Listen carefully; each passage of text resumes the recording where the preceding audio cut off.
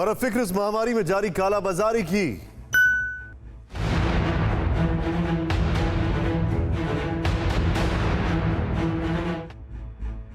सदी की सबसे भयानक महामारी के इस दौर में कुछ खबरें ऐसी आ रही हैं जिन्हें सुनकर खून खौल जाता है। ये खबरें हैं दवाओं और ऑक्सीजन की कालाबाजारी की।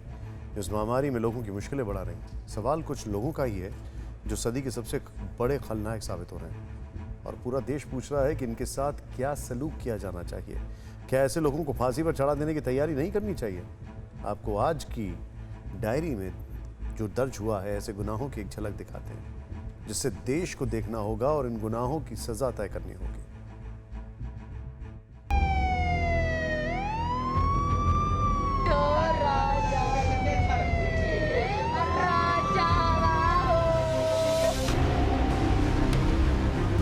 ऑक्सीजन नहीं लगी, वो बेचारी एक्सपायर हो गई।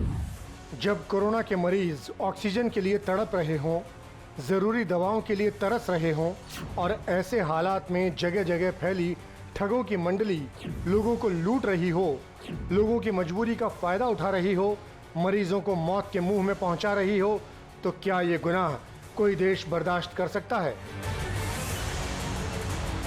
इस भयावह हालात में कोई इंटर स्टेट गैंग चला रहा हो, कोई घर घर पहुंचकर दवा और ऑक्सीजन के नाम पर लोगों को ठगने लगा हो, तो क्या ये गुनाह कोई देश बर्दाश्त कर सकता है?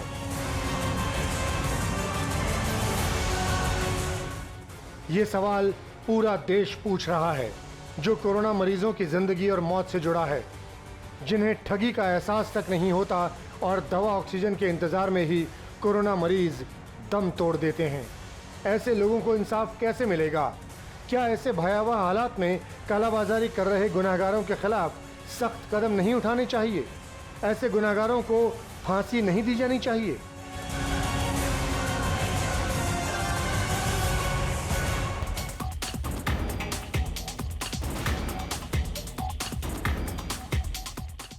ये दिल्ली की करोल बाग पुलिस के हत्थे चढ़े कोविड काल के लुटेरे हैं, और कोविड काल के इन लुटेरों ने पहली बार कैमरे पर कबूल किया है कि झारखंड के जामताड़ा के एक गिरोह ने बाकायदा वेबसाइट बनाई थी। वेबसाइट पर लोगों को ऑक्सीजन सिलेंडर, कंसंट्रेटर और दवाएं देने का विज्ञापन दिया जाता था। ये गिरोह लोगों को 50,000 रुपए में ऑक्सीजन का एक सिलेंडर देने का वादा करता था।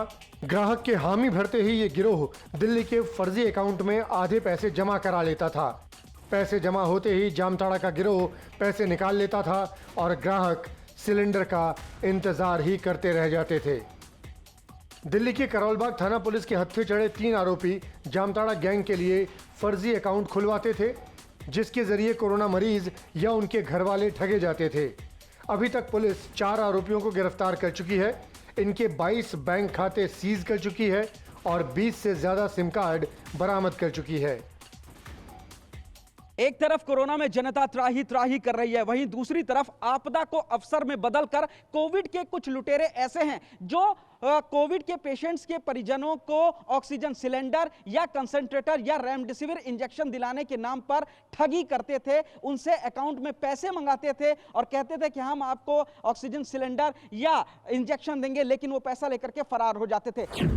पूछताछ में पता चला है कि जामताड़ा में बैठे साइबर ठगों ने पहले ऋतिक को अपनी ठगी गैंग में शामिल किया और ऋतिक ने योगेश, रवीश और मोहम्मद आरजू को गैंग में लिया और सभी ने मिलकर दिल्ली में फर्जी अकाउंट खुलवाए जिसमें ठगी के पैसे जमा किए जाते थे।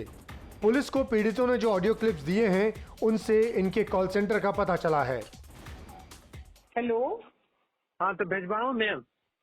1554 में हाँ? क्या पहले वो मेरी दोस्त का भिजवा देते ना, फिर मेरा भी भिजवा देते।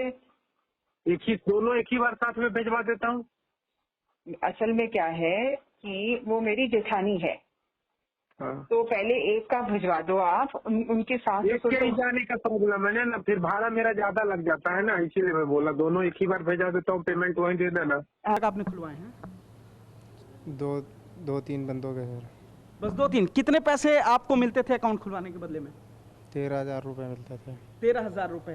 कौन आपको ये आदेश देता था अकाउंट खोलने के लिए? विकास। विकास, वो कहाँ पे रहता है? बिहार में। बिहार में। जैसे गूगल पे या कुछ भी पेटीएम की साइट हमने ले रखी थी, करते थे केवाईसी, तो मुझे यही बोला गया था कि आप अकाउंट करवाओ, बाकी इसके बारे में मुझे कुछ भी नहीं पता। मैंने 3 से 4 बंदे का मैंने खाता खुलवाया और मेरे को ये बताया गया था कि आप खाता खुलवाओ, टैक्स बचाने का काम है, कोई दिक्कत नहीं आएगी, कोई इशू नहीं है अकाउंट में, तुम्हें कोई दिक्कत नहीं आएगी, हम अकाउंट में हमारा अपना खुद का पैसा टर्नओवर करेंगे, हम टैक्स बचाएंगे, आपको हम पैसे देंगे। अच्छा। तो एक अकाउंट का मुझे 13,000 दिया जाता था, उसी लालच में हम आके हमने खाता खुलवाया था सर। अब हम तक क्योंकि कितने अकाउंट? लॉकडाउन के बाद हमारे पास कोई काम नहीं था सर, नौकरी से हटा दिया गया था हिसाब करने के बाद, तो फिर लास्ट में हमें ये दुकान खोला, दुकान खोलने के बाद हमें कुछ पे विकास आया, विकास आने के बाद मुझे ये ऐसा ऐसा काम बताया, मैंने लालच में आके काम किया सर। ये गैंग लोगों की सिर्फ जमा पूंजी से ही नहीं, जान से भी खिलवाड़ कर रहा था और इसने कितने कोरोना मरीजों की जान से खिलवाड़ की, इसका हिसाब आना बाकी है।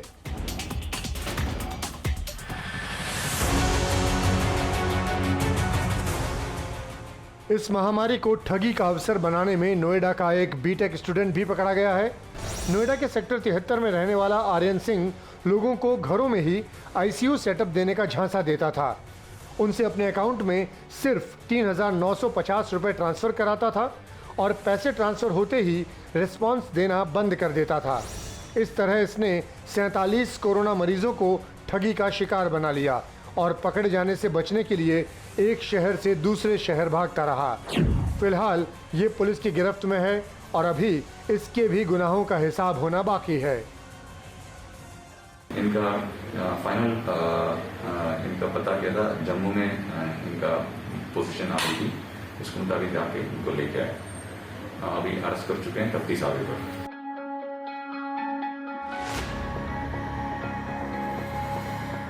कुछ लोगों ने मानवता के लिए ऑटो को ही एम्बुलेंस बना लिया, लेकिन पुलिस की गिरफ्त में आए इस शख्स ने एम्बुलेंस को कोरोना मरीजों से पैसे ऐंठने का जरिया बना लिया। बरेली में इस एम्बुलेंस ने एक कोरोना मरीज को सिर्फ अस्पताल पहुंचाने के लिए 15,000 रुपए ऐंठ लिए।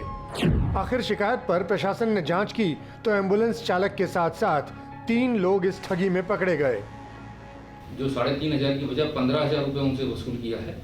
इस संबंध में उनकी सूचना पर थाना कोतवाली में 420 IPC व महामारी अधिनियम में 3 लोगों के विरुद्ध मुकदमा पंजीकृत किया।